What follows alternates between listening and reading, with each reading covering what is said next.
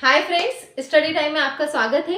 Indian economy की पिछली class में हमने देखा था कि सापेक्ष गरीबी क्या होती है और सापेक्ष गरीबी के हमने मापक देखे थे, गिनी गुणांक और लॉरेंज वक्र। ठीक है, आज उसी में हम जानेंगे कुजनेट्स ग्राफ।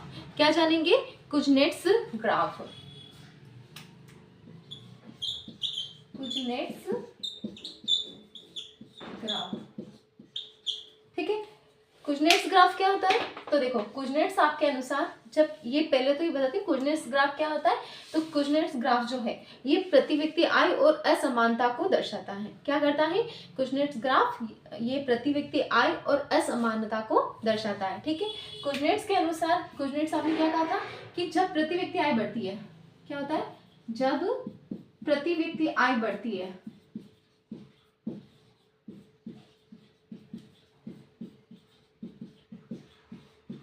जब प्रति व्यक्ति आय बढ़ती है तो असमानता भी क्या होती है? जब प्रति व्यक्ति आय बढ़ती है तो उसके साथ साथ असमानता भी बढ़ती है ना। कुजनेट्स के अनुसार जब किसी देश में प्रति व्यक्ति आय बढ़ती है तो आय बढ़ने के साथ साथ असमानता भी बढ़ती है। क्या होता है? आय बढ़ने के साथ साथ असमानता भी बढ़ती है।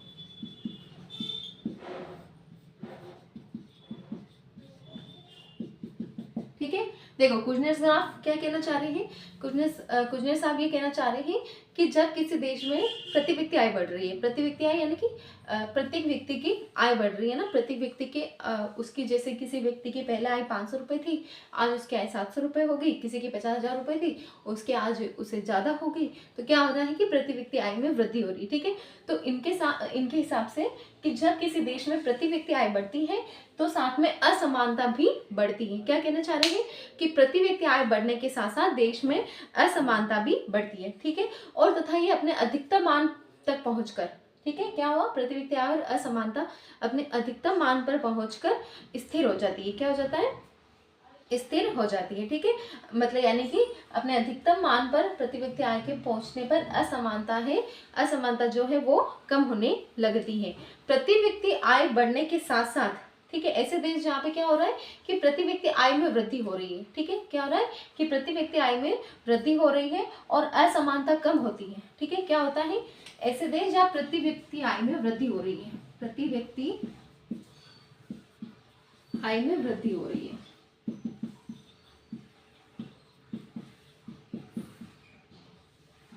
और असमानताएं कम हो रही है। ठीक है, क्या हो रहा है? एक ऐसा देश है जहाँ पे पर्सनल इनकम में तो वृद्धि हो रही है, ठीक है, लेकिन असमानता क्या है? कम हो रही है ना। असमानता कम हो रही है। तो ऐसे देश कौन से देश होते हैं? ऐसे देश होते हैं विकसित देश। विकसित देश में क्या होता है कि प्रति व्यक्ति आय में वृद्धि होने के साथ साथ असमानताएं कम होती है। ठीक है, और उसी का उल्टा है ना, जब किसी देश में प्रति व्यक्ति आय में वृद्धि हो रही हो और असमानता भी बढ़ रही हो तो वो देश कौन सा होगा? वो देश होगा विकासशील। ये किनके अकॉर्डिंग है? ये है कुजनेट्स साहब के अकॉर्डिंग। ठीक है, क्या कहा है कुजनेट्स साहब ने कि जब किसी देश में प्रति व्यक्ति आय में वृद्धि होती है, क्या होता है? जब किसी देश में प्रति व्यक्ति आय में वृद्धि होती है तो प्रति व्यक्ति आय में वृद्धि होने के साथ साथ असमानता भी क्या बढ़ती जाती है ना। तो ऐसे जो देश होते हैं वो होते हैं विकासशील देश। ठीक है, और जब किसी देश में प्रति व्यक्ति आय में वृद्धि के साथ साथ क्या होता है कि असमानताएं भी कम होती हैं, वो देश होते हैं विकसित देश। इसको इस तरीके से समझिए जैसे कि किसी की इनकम है 500 रुपए, है ना, और किसी की इनकम है 1,00,000 रुपए। ठीक है, 500 वाले के इनकम में क्या हुआ कि मतलब कि 50% की वृद्धि हुई है ना, और 1,00,000 वाले के भी इनकम में क्या हुआ? 50% की वृद्धि हुई। ठीक है, तो इसे हमें, ठीक है, 500 वाले के इनकम में जब 50% की वृद्धि हुई तो उसके ऊपर ज्यादा कुछ प्रभाव नहीं पड़ेगा। ठीक है, और 1,00,000 वाले जो व्यक्ति है उसकी इनकम में भी जब 50% की वृद्धि हुई है तब क्या हुआ कि इन दोनों की जब हमने तुलना करी तो हमें इन दोनों के बीच में बहुत बड़ा गैप देखने को मिलता है। ठीक है, क्या होता है? बहुत बड़ा गैप देखने को मिलता है ना। तो इसी तरीके से क्या हुआ, इनकी जो इनकम है जिस, तो वो किस में आ जाएगी? ये जो गैप हमें असमानता देखने को मिल रही है ना, ये कौन से देशों में देखने को मिलती है? ये मिलती है विकासशील देशों में। ठीक है, और जब प्रति व्यक्ति इनकम में वृद्धि हो रही हो और असमानता कम होती है तो वो हमें देखने को मिलती है विकसित देशों में। ठीक है, क्या होता है? जहाँ ऐसे देश जहाँ पे प्रति व्यक्ति आय में क्या हो रही हो, प्रति व्यक्ति आय में वृद्धि हो रही हो और असमानता कम हो रही हो, वो कहलाएंगे विकासशील देश। ठीक है, सॉरी विकसित देश है ना। कुजनेट्स ग्राफ को भी समझते हैं।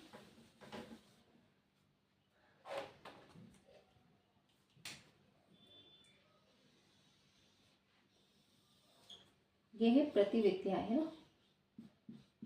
प्रति व्यक्ति आय। इधर क्या है, असमानता, असमानता इनइक्वालिटी है ना, इनइक्वालिटी। ठीक है, अब क्या हो रहा है देखो, प्रति व्यक्ति आय में भी वृद्धि हो रही है और असमानता भी बढ़ रही है। क्या हुआ, प्रति व्यक्ति आय में भी वृद्धि हुई है और असमानता भी बढ़ रही है। ठीक है, फिर एक बिंदु के बाद क्या होता है कि प्रति व्यक्ति,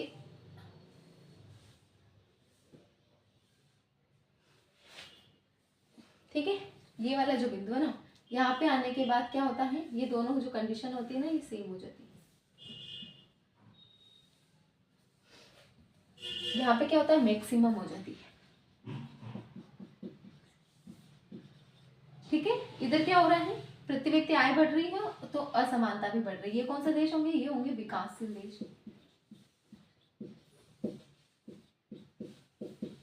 ठीक है, इधर क्या हो रहा है, प्रति व्यक्ति आय बढ़ रही है ना, प्रति व्यक्ति आय बढ़ रही है पर असमानताएं क्या हो रही है, कम हो रही है ना।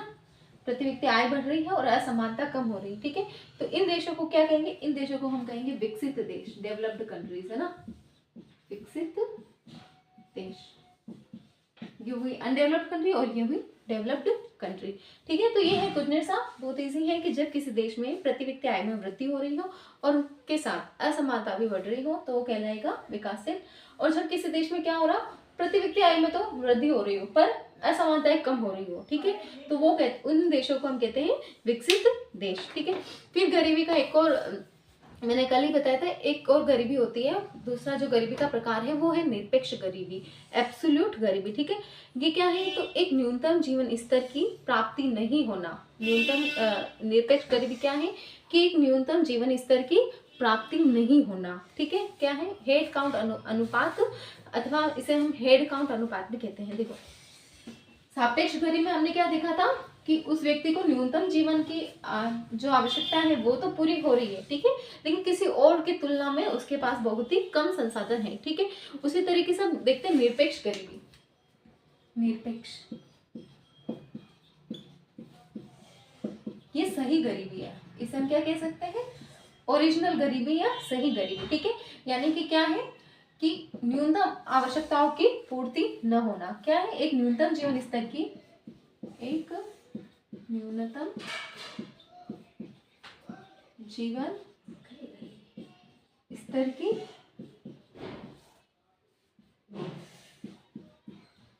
की प्राप्ति न होना। ठीक है, इसे एक और नाम से जानते हैं हेड काउंट अनुपात, हेड काउंट अनुपात। ठीक है, निरपेक्ष गरीबी क्या है कि ये, इसे हम ओरिजिनल गरीबी कहेंगे ना, कि एक न्यूनतम जीवन स्तर की आवश्यकताएं की जो पूर्ति है वो नहीं होना। ठीक है, इसे हेड काउंट अनुपात भी कहते हैं। ठीक है, हेड काउंट अनुपात क्या होता है कि समाज का वह अनुपात या प्रतिशत जिनकी आय या खर्च गरीबी रेखा से नीचे है। ठीक है, तो हेड काउंट अनुपात का मतलब क्या है कि समाज में लोगों का वह अनुपात या प्रतिशत। हेड काउंट अनुपात क्या है, समाज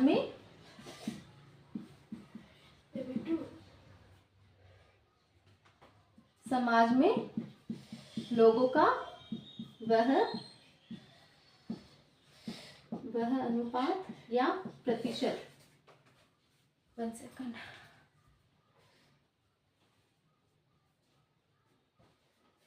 ठीक है, देखते हैं हेड काउंट अनुपात क्या है कि समाज में लोगों का वह अनुपात या प्रतिशत है। ठीक है, क्या है, जो गरीबी रेखा से नीचे जीवन यापन करते हैं। क्या करते हैं, जो गरीबी रेखा से नीचे जीवन यापन करते हैं। कौन से लोग हैं?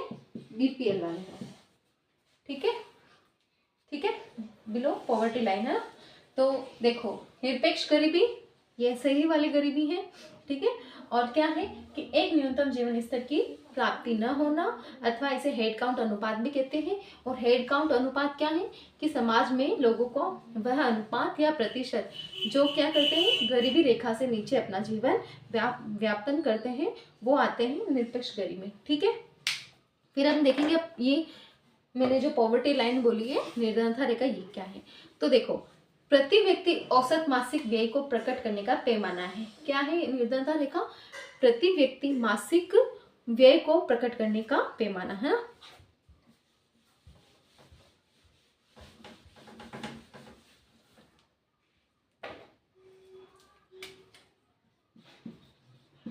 निर्धनता रेखा क्या है? प्रति व्यक्ति मासिक व्यय, यानी कि व्यक्ति की कितना खर्चा करने की क्षमता है, ठीक है, उसे मापने का पैमाना ना। तो प्रति व्यक्ति मासिक व्यय को मापने का पैमाना,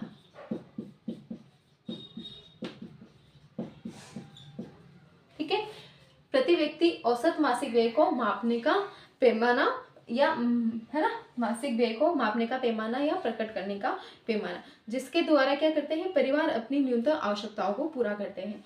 ये खर्च जो है ऐसा नहीं है कि एकदम कोई आलीशान चीजों पे खर्चा हो रहा है, ये खर्च किस पे होता है, ये खर्च उनके परिवार का भरण पोषण करने में जो खर्च हो रहा है, ठीक है, क्या कर रहा है, परिवार की न्यूनतम आवश्यकताओं को पूरा करने के लिए जो खर्च किया जा रहा है ना। निर्धनता रेखा क्या है? तो प्रति व्यक्ति मासिक व्यय, ठीक है, ये मासिक व्यय कौन सा है? परिवार का भरण पोषण करने के लिए, है ना। परिवार अपनी न्यूनतम आवश्यकताओं को पूरा कर पाता हो, ठीक है, उस व्यय को मापने का जो पैमाना होता है वो होता है निर्धनता रेखा। इसे एक और शब्दों में हम यूँ समझ सकते हैं कि एक पैमाना जिसके आधार पर यह तय किया जा सके कि कौन गरीब है और कौन गरीब नहीं है, ठीक है। क्या है ये? देखो इसका दूसरा था क्या कि एक पैमाना, ठीक है, एक लाइन, ठीक है, कुछ भी है ना, जिसके आधार पर क्या, जिसके आधार पर ये मापा जा सके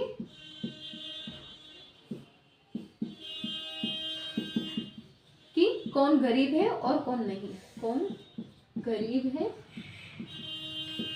और कौन नहीं, ठीक है। तो निर्धनता रेखा क्या है? सरल शब्दों में कि एक पैमाना है ना, एक लाइन है, एक आधार है, जिसके आधार पर हम ये माप सकते हैं कि कौन गरीब है कौन नहीं, ठीक है। जैसे कि ये लाइन, इसके ऊपर वाले लोग गरीब नहीं है, ठीक है, और इसके नीचे वाले को गरीब है, ठीक है। इस तरीके से जो मापने का जो पैमाना होता है वो होता है निर्धनता रेखा, पॉवर्टी लाइन, ठीक है। अब नेक्स्ट टॉपिक हम नेक्स्ट वीडियो में देखेंगे। आपको पसंद आई है तो लाइक जरूर कीजिए। Thank you.